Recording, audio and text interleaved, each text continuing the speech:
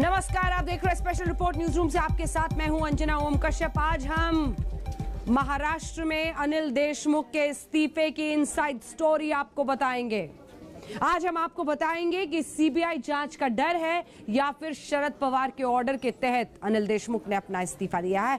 ये पूरी कहानी उन 3.25 घंटों में सिमटी हुई है जो आज हाईकोर्ट के ऑर्डर के बाद का वक्त था। जहां आखिर 11:15 पर ऐसा क्या हुआ कि अनिल देशमुख ने अपना इस्तीफा टाइप कर लिया, देखिए। और उद्धव सरकार के लिए मुश्किलें बढ़ी या फिर थम गई? मान हम आज भी नहीं रहे हैं कि वो कोई गलत काम उन्होंने किया। हम पहले दिन से हैं कि आरोप वेग हैं, बेबुनियाद हैं और कहीं ना कहीं गलत तरीके से लगाए गए। क्या सीबीआई के डर से देशमुख का इस्तीफा? तुम्हारे अंडर ये महाराष्ट्र के स्टेट पुलिस है, तो आप ये इंक्वायरी प्रॉपर नहीं करने देंगे, ऐसा कोर्ट का व्यू था। सीबीआई की एंट्री से क्यों आ गया सियासी भूत?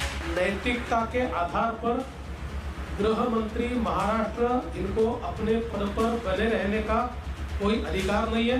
क्यों कोर्ट ने वसूली कांड की जांच सीबीआई को सौंपी? I have no comments. It's a relief for you to. No, I have no comments to make.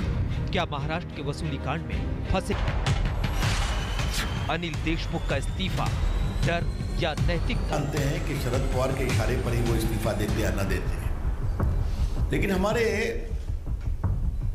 Uddhav Thackeray ji कब बोलेंगे? उनकी खामोशी कई सवाल खड़े कर रही है। 15 दिन में सीबीआई जांच। 15 दिन का टाइम है। सीबीआई की तरफ से एक प्रारंभिक जांच होगी और 15 दिन में सीबीआई डायरेक्टर को यह निर्देश दिया गया है कि प्रारंभिक जांच करके ये बताया जाए कि इस पूरे मामले में अनिल देशमुख के खिलाफ एफआईआर दर्ज होनी चाहिए या नहीं। जब तक सीबीआई की जांच चलेगी तब तक महाराष्ट्र सरकार की मुश्किलें बनी रहेंगी, हलचल तेज रहेगी। अग्नि परीक्षा से कम नहीं ये 15 दिन महाराष्ट्र सरकार के लिए। तारीख और 3 तस्वीरों में अनिल देशमुख पर लगे वसूली कांड के आरोप से लेकर इस्तीफे तक की संपूर्ण कथा मौजूद है। 20 मार्च को पूर्व मुंबई पुलिस कमिश्नर परमबीर सिंह ने अनिल देशमुख पर वसूली के इल्जाम लगाए। 23 मार्च को एनसीपी चीफ शरद पवार ने देशमुख को क्लीन चिट दे दी, लेकिन पूरा केस 5 अप्रैल को 360 डिग्री घूम गया जब बॉम्बे हाईकोर्ट ने सीबीआई जांच का ऑर्डर दे दिया। इधर सीबीआई जांच का ऑर्डर आया। आज हम आपको महाराष्ट्र के कथित वसूली कांड के एक अध्याय के बारे में बताएंगे ताकि पूरी कहानी आपकी समझ में आ जाए। महाराष्ट्र की वसूली कथा, अध्याय नंबर 1, 100 करोड़ की वसूली। अध्याय नंबर 2, एक देशमुख कितने राज। अध्याय नंबर 3, कितना सच कितना झूठ। अध्याय नंबर 4, कौन बचेगा। सबसे पहले कथित वसूली कांड के उस अध्याय के पन्ने को पलटेंगे जिस पर अनिल देशमुख के इस्तीफे का एक सच दर्ज है। आप करीब 3 घंटे की टाइमलाइन से इस्तीफे को देखिए। सुबह 11:15 पर कोर्ट ने सीबीआई जांच का आदेश दिया। दोपहर 2:40 पर अनिल देशमुख ने गृह मंत्री पद से इस्तीफा दे दिया। यानी सीबीआई की एंट्री के ठीक 3 घंटे 25 मिनट पर देशमुख आउट हो गए। देखा दिलीप दत्तात्रय वळसे पाटील ईश्वर साक्ष शपथ घेतो की। इधर सीबीआई जांच का ऑर्डर आया। उधर अनिल देशमुख ने इस्तीफे की चिट्ठी लेकर सबसे पहले एनसीपी चीफ शरद पवार से मुलाकात की, फिर मुख्यमंत्री उद्धव ठाकरे से। सीबीआई की एंट्री से अब देशमुख के इस्तीफे को जोड़कर देखा जा रहा है। तो क्या सीबीआई के डर से देशमुख ने इस्तीफा दिया? सबसे पहले उस इस्तीफे वाली चिट्ठी को गौर से पढ़िए जिसमें अनिल देशमुख ने कुर्सी छोड़ने की वजह लिखी है। देशमुख ने लिखा, आज माननीय कोर्ट की ओर से एडवोकेट जयश्री पाटिल की याचिका पर सीबीआई जांच का आदेश दिया गया है, लेकिन मैं नैतिक आधार पर गृह मंत्री के पद से इस्तीफा देता हूं। मैं आपसे विनम्र निवेदन करता हूं कि मुझे गृह मंत्री के पद से मुक्त किया जाए। कोर्ट के आदेश से सीबीआई आई तो देशमुख को नैतिकता याद आई। अब यही बड़ा आरोप बीजेपी लगा रही है। केंद्रीय कानून मंत्री ने देशमुख की नैतिकता और उद्धव ठाकरे की चुप्पी पर हमला बोला। लेकिन हमारे उद्धव ठाकरे जी कब बोलेंगे? उनकी खामोशी कई सवाल खड़े कर रही है।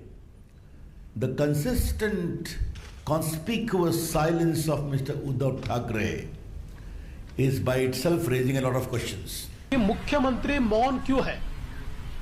ये पूरा प्रकरण बढ़ता गया, प्रकरण जटिल होता गया, परत दर परत खुलता गया। इसमें से कई आश्चर्यचकित करने वाली चीजें बाहर आई, कई सरकार का और स्टेट का नाम खराब करने वाली घटनाएं घटी। इन सारी चीजों में मुख्यमंत्री जी मौन रहे। पुलिस फोर्स को प्राइवेट आर्मी की तरह वसूली के लिए अगर इस्तेमाल किया जाए तो इससे दूसरा कोई अलग उसमें से निष्कर्ष नहीं आ सकता है। कथित वसूली कांड में गृह मंत्री अनिल देशमुख की कुर्सी चली गई। एनसीपी से नैतिकता का लबादा उड़ाकर बचाव की मुद्रा में है। लेकिन बॉम्बे हाईकोर्ट ने क्या कहा, ये सुनिए। ये पूरा मामला एफआईआर के इर्द गिर्द घूम रहा है। जयश्री पाटिल ने पुलिस स्टेशन में एफआईआर दर्ज कराने का प्रयास किया था, लेकिन उनकी एफआईआर दर्ज नहीं हुई। हम इस मामले से जुड़े अन्य मुद्दों पर अभी बात नहीं करेंगे। हम इस बात से सहमत हैं कि ये एक अभूतपूर्व मामला है। अनिल देशमुख पुलिस विभाग को लीड करने वाले गृह मंत्री हैं। इस मामले में एक इंडिपेंडेंट जांच होनी चाहिए। इसीलिए सीबीआई फिलहाल बिना एफआईआर दर्ज किए इस मामले की जांच करे और 15 दिन में अपनी प्राथमिक रिपोर्ट पेश करे। सीधे शब्दों में कहें तो कोर्ट ने माना कि आरोप बड़े हैं, राज्य के गृह मंत्री पर हैं और अनिल देशमुख किसी भी जांच के लिए तैयार है। यानी जांच में दूध का दूध और पानी का पानी हो जाएगा। आज तक से बातचीत में याचिकाकर्ता जयश्री पाटिल ने सीबीआई जांच से बड़े खुलासे का दावा किया। उच्च न्यायालय है, उन्होंने मुझे मेरी जो इंक्वायरी है, जो मेरे मैटर में जो इंक्वायरी है सीबीआई को दी है। विद इन 15 डेज सीबीआई ने प्रिलिमिनरी इंक्वायरी करनी है डायरेक्टर ने, और मुझे बुलाना है। मुझे ये कहना है, अनिल देशमुख अगर तुम होम मिनिस्टर हो, अगर तुम्हारे अंडर ये महाराष्ट्र के स्टेट पुलिस है, तो आप ये इंक्वायरी प्रॉपर नहीं करने देंगे। ऐसा कोर्ट का व्यू था और कोर्ट ने इसीलिए इसमें सीबीआई को कहा है डायरेक्टली कि आप प्रिलिमिनरी इंक्वायरी करें और इसमें मुझे बुलाए।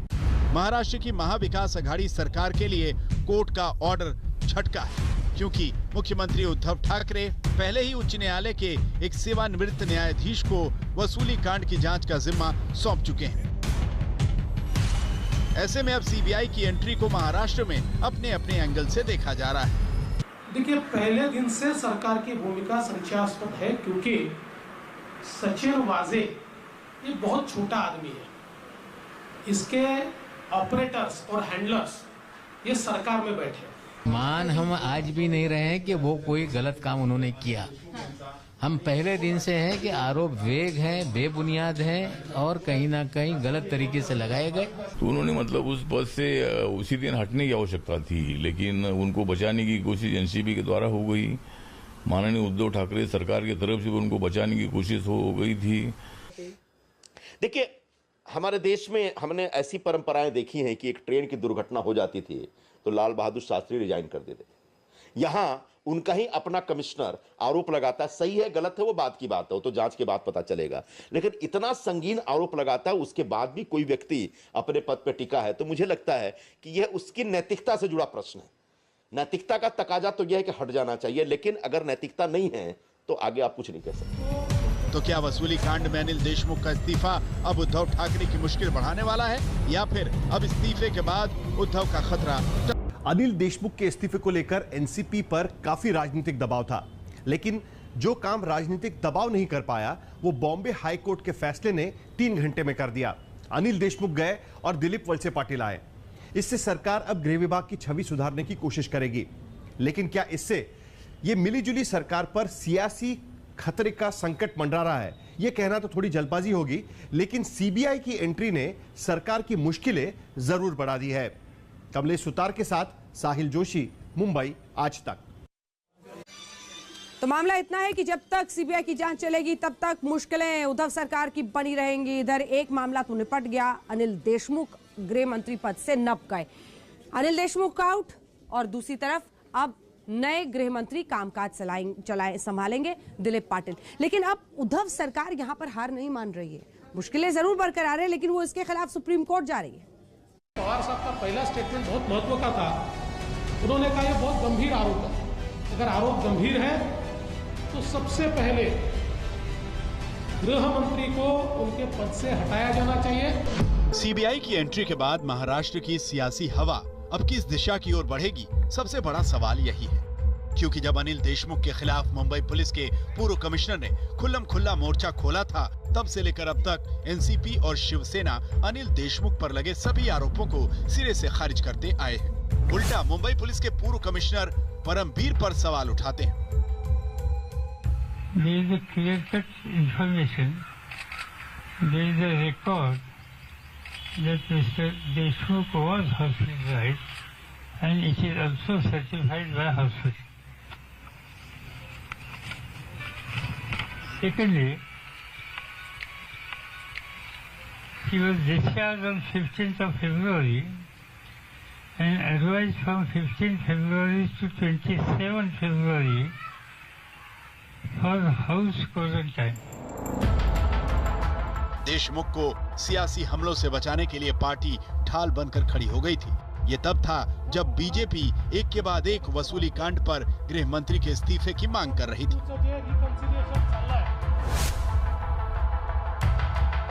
हमारी मांग है कि गृह मंत्री जी ने तुरंत इस्तीफा देना चाहिए। वो नहीं देते तो उनको मुख्यमंत्री जी ने हटाना चाहिए और इसकी निष्पक्ष जांच होनी चाहिए। या तो केंद्रीय एजेंसीज इसकी जांच करें और अगर इसमें राज्य सरकार को यह लगता है कि हमको केंद्रीय एजेंसी से नहीं करनी है तो कोर्ट मॉनिटर्ड इंक्वायरी इसकी होनी चाहिए। बीजेपी अब एक और कदम आगे बढ़ गई। इसे यूं समझिए कि देशमुख के इस्तीफे के बाद उद्धव ठाकरे पर सियासी निशाना साधना आसान हो गया है।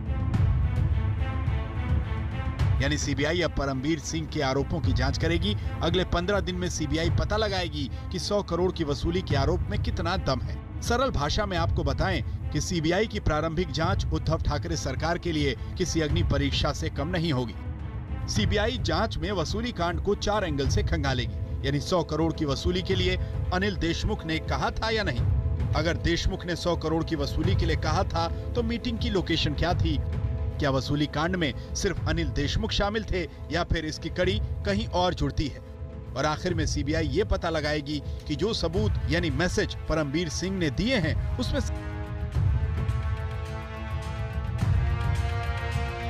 अगले 15 दिन महाराष्ट्र की सियासत में कई रंग दिखा सकते हैं, क्योंकि महाराष्ट्र के जिन 2 मामलों में उद्धव की सरकार पर सवाल उठ रहे हैं, दोनों मामलों की जांच केंद्रीय एजेंसियों के हाथ में है। सबसे पहले आपके लिए जरूरी जानकारी ये है कि इस वक्त महाराष्ट्र में 2 केस में उद्धव सरकार को विपक्ष ने घेर रखा है।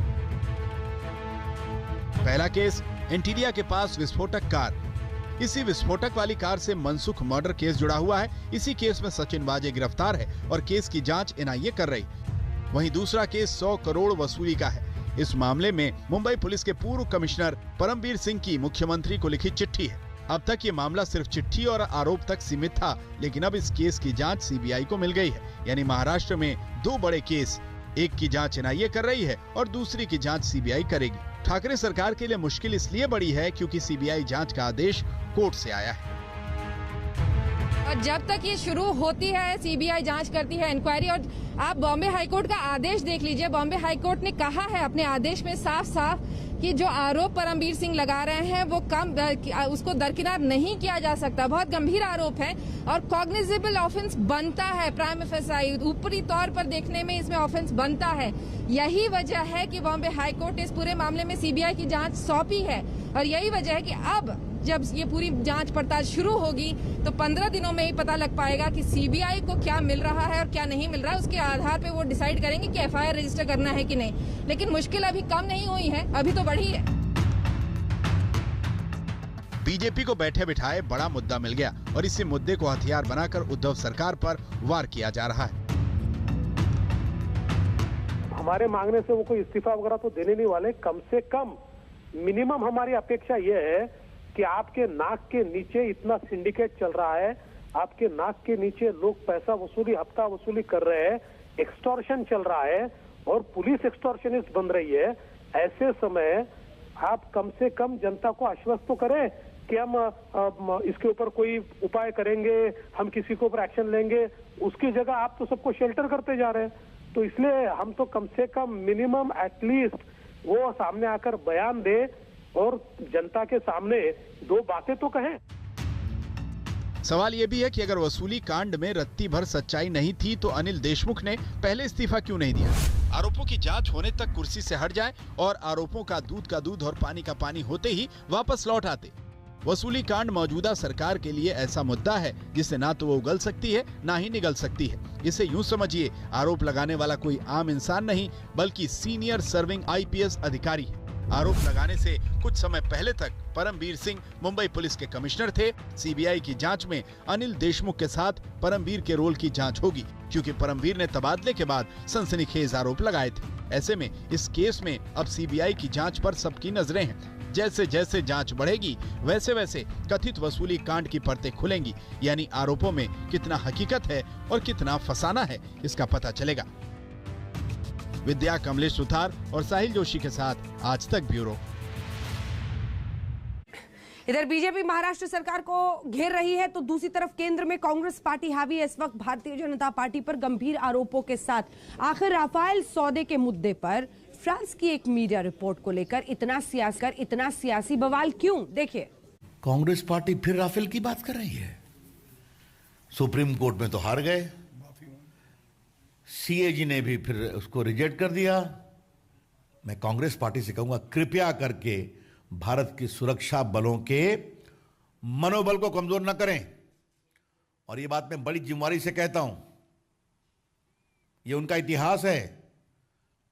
इन्होंने उरी पे सबूत मांगा था ना, इन्होंने बालाकोट पे सबूत मांगा था ना। जिन सेना के साहसिक कार्रवाई की पूरी दुनिया प्रशंसा कर रही है, उस पर सवाल खड़े करना। प्रधानमंत्री जी तो कहते थे ये गवर्नमेंट टू गवर्नमेंट कॉन्ट्रैक्ट है, तो गवर्नमेंट टू गवर्नमेंट कॉन्ट्रैक्ट में कमीशन खोरी और बिचौलिए कैसे हो सकते हैं? और भारत में स्टेटेड पॉलिसी है, no middleman, no commission in defence deals. और अगर कोई ऐसा करेगा तो उस पर कार्रवाई होगी, कंपनी का कॉन्ट्रैक्ट कैंसिल होगा, कंपनी ब्लैकलिस्ट होगी, कंपनी पर FIR दर्ज होगी। यह इस देश का कानून है। हम केवल यह पूछ रहे हैं, क्या इस देश का कानून इस देश की सरकार पर लागू होता है या इस देश के सरकार और प्रधानमंत्री कानून और संविधान से ऊपर उठ गए हैं? क्योंकि दूसरी लहर कोरोना का जब से देश में आया है, कई जगहों पर हालात, परिस्थितियां खराब होती चली जा रही हैं और इसी में राजधानी में कोरोना की वजह से ICU वेंटिलेटर की किल्लत हो रही है। LNJP अस्पताल में 50 में से सिर्फ 1 वेंटिलेटर ही खाली बचा है।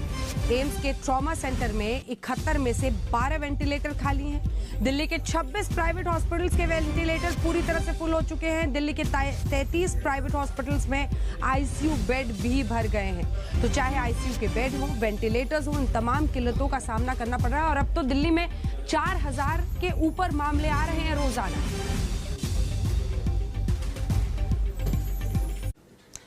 स्पेशल रिपोर्ट में अब आइए आपको दिखाते हैं देश में कोरोना के बढ़ते मामले और दूसरी लहर में कैसे कोहराम मचा हुआ है, क्योंकि देश के अलग अलग हिस्सों में लगातार बढ़ते मामलों की वजह से 1 लाख पार कोरोना केस हो जाना। आपको पता है, पिछली बार जो पहली लहर थी उससे भी ज्यादा घातक ये साबित हो रहा है। पिछली बार लगभग 9 महीने लग गए थे 97,000 केस होने में और इस बार 52 दिनों में 1 लाख के पार हो गए हैं। साप्ताहिक मामले हो या फिर महीने दर महीने रफ्तार तेजी से भाग रहा है। दूसरी लहर से खौफ खाइए। भारत में कोरोना की दूसरी लहर आएगी और इतनी घातक हो जाएगी किसी ने सोचा भी नहीं होगा। देखते ही देखते कोरोना का इतना घातक विस्फोट हुआ है कि कोरोना के अगले पिछले सारे रिकॉर्ड, कोरोना की दूसरी लहर का कहर कैसे हिंदुस्तानियों पर टूटा है, इन 8 पॉइंट में आप समझ सकते हैं। पिछले 24 घंटे में कोरोना के 1,03,844 नए केस। देश में पहली बार कोरोना के 1 लाख से ज्यादा नए केस। देश में पिछले 24 घंटे में 478 लोगों की हुई मौत। अमेरिका के बाद भारत में भी एक दिन में 1 लाख से ज्यादा केस। कोरोना के एक्टिव केस में भी 50,000 की बढ़ोतरी। कोरोना के 82% मामले देश के 8 राज्यों से आए हैं। कोरोना इन्फेक्शन में भारत दुनिया में तीसरे नंबर पर आया। अमेरिका, ब्राजील से भी ज्यादा भारत और फ्रांस में कोरोना केस। दूसरी लहर के आंकड़ों से घबराना, दहशत में आना, खौफ खाना लाजमी है, क्योंकि जितनी तेजी से इस वक्त देश में कोरोना फैल रहा है, दुनिया में भारत कोरोना कैपिटल बनता हुआ नजर आ रहा है। सवाल यह है कि आखिर भारत में कोरोना इतना घातक कैसे और क्यों हो गया, हम आपको इसकी वजह समझाएंगे। दूसरी लहर में कोरोना की रफ्तार कितनी गुना तेजी से बढ़ी है वो आपको बताते हैं। 4 अप्रैल को कोरोना के 1,03,844 नए केस, जो अभी तक का ऑल टाइम हाई है, जबकि पहली लहर में 16 सितंबर 2020 को ऑल टाइम हाई कोरोना के 97,894 केस आए थे। भारत में कोरोना का पहला केस जनवरी 2020 में आया था और 97,894 तक पहुंचने में पूरे 9 महीने लग गए थे। 11 फरवरी 2021 को देश में 9,303 कोरोना के केस थे और दूसरी लहर में महज 52 दिन में कोरोना के नए केस का आंकड़ा 1 लाख को पार कर गया है। ये बताने और समझने के लिए काफी है कि भारत में कोरोना महामारी भयंकर रूप ले चुकी है और इस तरह देश भर में अब तक 1.25 करोड़ से ज्यादा लोग कोरोना का शिकार बन चुके हैं, जबकि 1,65,000 लोगों ने कोरोना से अपनी जान गंवाई है। अब आपको उन राज्यों के बारे में बताते हैं जहां इस वक्त सबसे ज्यादा कोरोना फैला हुआ है। पिछले 24 घंटे में आए 1,03,844 कोरोना केस में 82% हिस्सेदारी देश के 8 राज्यों से है। इनमें सबसे आगे 57,074 नए कोरोना केस के साथ महाराष्ट्र टॉप पर है। पंजाब में 4 अप्रैल को 3,006 कोरोना केस, दिल्ली में 4,033 नए केस, उत्तर प्रदेश में 4,136 नए केस, मध्य प्रदेश में 3,178 नए कोरोना केस, छत्तीसगढ़ में 5,250 नए कोरोना केस, कर्नाटक में 4,553, जबकि तमिलनाडु में 3,581 कोरोना के नए केस आए हैं। देश भर में 478 लोगों की कोरोना से मौत हुई है। भारत में कोरोना संक्रमण की दूसरी लहर की शुरुआत 52 दिन पहले हुई थी। पिछले साल के मुकाबले इस साल कोरोना कितना घातक और असरदार है, इसका अंदाजा इस बात से ही लगाया जा सकता है कि इस साल कोरोना की रफ्तार 7 गुना ज्यादा है। वहीं कोरोना से होने वाली साप्ताहिक मौतों के आंकड़े में 59% का उछाल आया है। हालात इस कदर बद से बदतर है कि 3 दिन में एक्टिव केस में 1 लाख से ज्यादा की बढ़ोतरी दर्ज की गई है। अब प्रधानमंत्री मोदी ने कोरोना पर काबू पाने के लिए 5 सूत्रीय प्लान बनाया है, जिसमें testing, tracing, treatment, Covid guideline के मुताबिक बर्ताव और वैक्सीनेशन की रणनीति अपनाने पर जोर दिया। हाई लेवल मीटिंग में उन 10 राज्यों के कोरोना ग्राफ पर चर्चा हुई जहां देश के 51% केस आ रहे हैं। पीएम ने निर्देश दिए कि सबसे ज्यादा प्रभावित महाराष्ट्र, पंजाब और छत्तीसगढ़ में केंद्रीय टीम भेजी जाए, जो वहां स्थिति कंट्रोल में करने को लेकर एक्शन प्लान तैयार करेगी। आज तक ब्यूरो।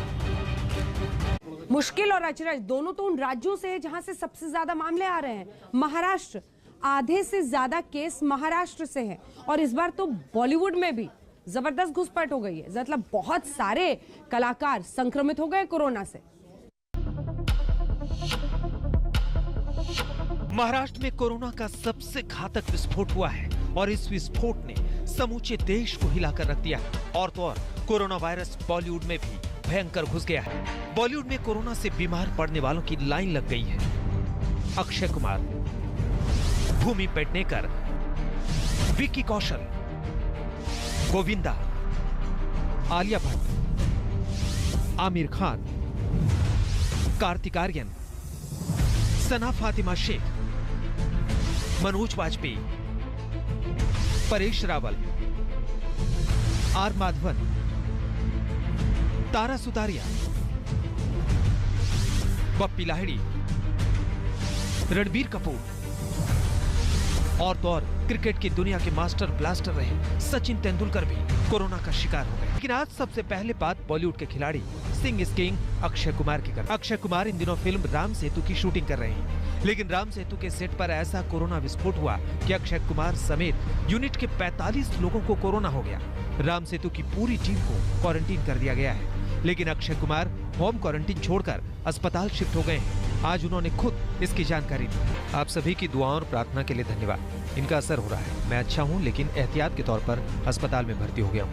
उम्मीद है बहुत जल्द वापसी करूंगा। अपना ख्याल रखें। फिल्म राम सेतु की शूटिंग फिलहाल के लिए रोक दी गई है। बॉलीवुड के कलाकार गोविंदा, भूमि पेडनेकर और विक्की कौशल भी हाल ही में कोरोना पॉजिटिव हुए हैं। भूमि पेडनेकर और विक्की कौशल ने अपने कोरोना पॉजिटिव होने की जानकारी इंस्टाग्राम पर शेयर की है। एक तरफ कोरोना ने बॉलीवुड में घुसपैठ की है, दूसरी तरफ महाराष्ट्र में कोरोना की दूसरी लहर ने अपना तांडव मचा रखा है। भारत में पिछले 24 घंटे में 1,03,844 नए संक्रमित मिले हैं, जिनमें से अकेले महाराष्ट्र में 57,074 नए मामले सामने आए, जो एक दिन में किसी राज्य में सबसे ज्यादा है। सभी राज्यों के केस मिलाकर भी महाराष्ट्र से कम है। राज्य में 24 घंटे में 222 कोरोना संक्रमितों की मौत हुई है। यहाँ अब तक 30,10,597 लोग इस महामारी की चपेट में आ चुके हैं। मौत का आंकड़ा 55,878 हो चुका है। कुल केस में महाराष्ट्र की तुलना दूसरे देशों से करें तो ये 10वें नंबर पर है। महाराष्ट्र सरकार ने कोरोना को हराने के लिए 30 अप्रैल तक वीकेंड लॉकडाउन का ऐलान किया है। महाराष्ट्र सरकार ने तय किया है कि आज रात 8 बजे से महाराष्ट्र में नई पाबंदियां लागू होंगी। रात 8 बजे से सोमवार सुबह 7 बजे तक लॉकडाउन होगा। रात 8 बजे से सुबह 7 बजे तक नाइट कर्फ्यू रहेगा। दिन में धारा 144 लागू रहेगी। रात 8 बजे से पार्क, बीच, सार्वजनिक स्थान बंद रहेंगे। राशन, दवा, सब्जी छोड़कर सभी दुकानें बंद रहेंगी। 30 अप्रैल तक सिर्फ जरूरी सेवाओं की दुकानें खुलेंगी। ऑटो में सिर्फ 3 लोगों को इजाजत रहेगी। बस, ट्रेन में खड़े होकर यात्रा नहीं होगी। सरकारी दफ्तरों में सिर्फ 50% स्टाफ होगा। Salon, theatre, club, swimming pool बंद रहेंगे। धार्मिक स्थलों में लोगों को जाने की मनाही है। होटल, रेस्टोरेंट में जाकर खाने की मनाही है। अब देखिए ना, ये बढ़ते आंकड़े, ये बिगड़ते हालात, इन सब के साथ पिछली लहर, जो पहली लहर थी, उसकी याद आने लगी है। कई जगहों पर कंटेनमेंट जोन बन रहे हैं। नोएडा में कई इलाकों में बहुत ज्यादा मामले आने की वजह से हाउसिंग सोसाइटीज में नए नए नियम बन रहे हैं। आइए आपको दिखाते हैं, चाहे वो उत्तर प्रदेश हो, पंजाब हो, मध्य प्रदेश हो, गुजरात हो, तमाम इन राज्यों में आंकड़े कैसे बेतहाशा बढ़ रहे हैं। कोरोना की दूसरी लहर में जिस भयंकर रफ्तार से कोरोना फैल रहा है, उसकी ये अद्भुत तस्वीर है। आप देख सकते हैं कि कैसे कोरोना के इस दौर में मास्क ना पहनने वालों की आरती उतारी जा रही है। लोग पोस्टर लेकर खड़े हैं, घर से निकले तो मास्क लगाएं, साबुन से नियमित हाथ धोएं। यूपी में कोरोना फिर से फैल रहा है। ऐसे में प्रधानमंत्री मोदी के संसदीय क्षेत्र में लोग मास्क न लगाने वालों की आरती उतार रहे हैं, उन्हें समझा रहे हैं। सोमवार को यूपी के सीएम योगी आदित्यनाथ ने भी कोरोना वैक्सीन लगवा ली। उत्तर प्रदेश में अचानक कोरोना के केस बढ़ने के बाद एक्टिव हुई सरकार ने नई गाइडलाइंस जारी की हैं, जिसके तहत एक मामला मिलने पर 25 मीटर का इलाका कंटेनमेंट जोन बना दिया जाएगा। अगर एक से ज्यादा मामले मिलते हैं तो 50 मीटर दायरे को कंटेनमेंट जोन घोषित किया जाएगा। मल्टी स्टोरी अपार्टमेंट के लिए अलग नियम होंगे। एक मरीज मिलने पर अपार्टमेंट की उस मंजिल को कंटेनमेंट जोन बनाया जाएगा। एक से ज्यादा मरीज मिलने पर संबंधित ब्लॉक सील होगा। 14 दिनों तक एक भी मरीज न मिलने पर ही कंटेनमेंट जोन खत्म होगा। ये नियम खास तौर पर नोएडा के लिए बनाया गया है। बहुमंजिला टावर्स में जहां अगर एक केस किसी एक फ्लोर पे रहेगा तो उस फ्लोर को कंटेनमेंट जोन्स निगरानी के लिए घोषित किया जाएगा। साथ में अगर एक टावर में एक से अधिक मंजिल में अगर है फ्लोर्स में, तो पूरे टावर्स में निगरानी प्रक्रिया चलेगी। यहाँ रविवार को 3,178 नए मरीज मिले। 2,201 लोग ठीक हुए, जबकि 11 की मौत हुई। राज्य में अब तक 3.06 लाख लोग इस बीमारी की चपेट में आ चुके हैं। यहाँ फिर से कंटेनमेंट जोन बनना शुरू हो गया है। हम भोपाल के अयोध्या बाईपास पे बनी हुई शंकर गार्डन कॉलोनी में इस वक्त मौजूद है और यहाँ पे आप वही तस्वीरें देखेंगे जो आमतौर पर पिछले साल देखने को मिलती थी कोरोना के शुरुआती समय में, जब पूरे इलाके को ही कंटेनमेंट जोन घोषित करके वहाँ पे बैरिकेडिंग कर दी जाती थी। भोपाल में अभी तक माइक्रो कंटेनमेंट जोन दिख रहे थे, जहां पे जिन घरों में संक्रमण है सिर्फ उन्हीं को कंटेनमेंट जोन घोषित करते हुए वहां पे बैरिकेडिंग की गई थी। लेकिन पहली बार है जब पूरे कॉलोनी को ही कंटेनमेंट जोन घोषित किया गया है। दरअसल इस कॉलोनी के करीब 20 घरों में संक्रमण मिला है कोरोना का, जो कि भोपाल के किसी एक इलाके में मिलने वाले सबसे ज्यादा संक्रमण का आंकड़ा है। भारत में कोरोना की दूसरी लहर ज्यादा खतरनाक बनती जा रही है। हिमाचल प्रदेश के चंबा में डलहौजी पब्लिक स्कूल के 99 बच्चे कोरोना पॉजिटिव पाए गए। अब तक 23 टीचिंग स्टाफ समेत कुल 122 लोग कोरोना पॉजिटिव हो चुके हैं। जबकि पंजाब में 4 अप्रैल को 3006 नए मरीज मिले और 51 की मौत हुई। राजधानी की रिपोर्ट के साथ ही तो हमने शुरुआत की थी, बताया था आपको कैसे बेड्स की किल्लत हो रही है, इतना ज्यादा मामले आ रहे हैं, 4000 से ज्यादा केसेस एक दिन में राजधानी में।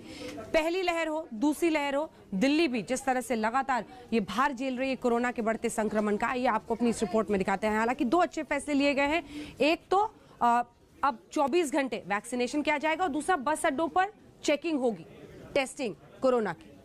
देश की राजधानी दिल्ली में भी एक बार फिर कोरोना ने कहर ढाना शुरू कर दिया है। बावजूद इसके लोग लापरवाही से बाज नहीं आ रहे हैं। देश भर में कोरोना की स्थिति भयावह होती जा रही है। एक दिन में 1 लाख से ज्यादा मामले सामने आ रहे हैं। इस वक्त हम मौजूद हैं दरियागंज के अंदर। दिल्ली की तस्वीरें आपको दिखाना चाहेंगे कि मंडी में किस तरीके से सोशल डिस्टेंसिंग जो नियम कोरोना के दौरान होना चाहिए वो सब कुछ बेपरवाह होता हुआ नजर आ रहा है। लोग सोशल डिस्टेंसिंग, मास्क जो कि सबसे ज्यादा जरूरत की चीजें हैं, उन सब को पूरी तरह से भूल करके अनदेखा करते हुए नजर आ रहे हैं। और दिल्ली में 4 अप्रैल को 4033 नए कोविड मामले आए हैं, जबकि 21 लोगों की मौत हो गई। दिल्ली में 61 दिन बाद पहली बार 11 मार्च को 400 से अधिक कोरोना के नए मरीज की पुष्टि हुई थी और अब ये रोजाना 3500 के आसपास पहुंच गया है। दिल्ली में एक बार फिर से सख्ती बरती जा रही है। कश्मीरी गेट ISBT पर कोरोना टेस्टिंग चल रही है। ISBT पर मतलब इस तरह की टेस्टिंग कितनी बड़ी चुनौती है? सर काफ़ी बड़ी चुनौती है। अगर अभी भी हम पूरी कोशिश कर रहे हैं, जितना हम साथ दे सकते हैं पूरा का पूरा हम पूरा सपोर्ट देने को तैयार हो रखे हैं। सुशांत मेहरा के साथ आशुतोष मिश्रा, दिल्ली आज तक। इसी के साथ स्पेशल रिपोर्ट में न्यूज रूम से इतना ही। देश दुनिया की बाकी खबरों के लिए आप देखते रहिए आज तक। नमस्कार, मैं हूं अंजना ओम कश्यप। हमें उम्मीद है ये वीडियो आपको पसंद आया होगा। लेटेस्ट खबरों के लिए यूं ही देखते रहिए आज तक और इस वीडियो के पसंद आने पर लाइक, शेयर एंड सब्सक्राइब करना ना भूलें।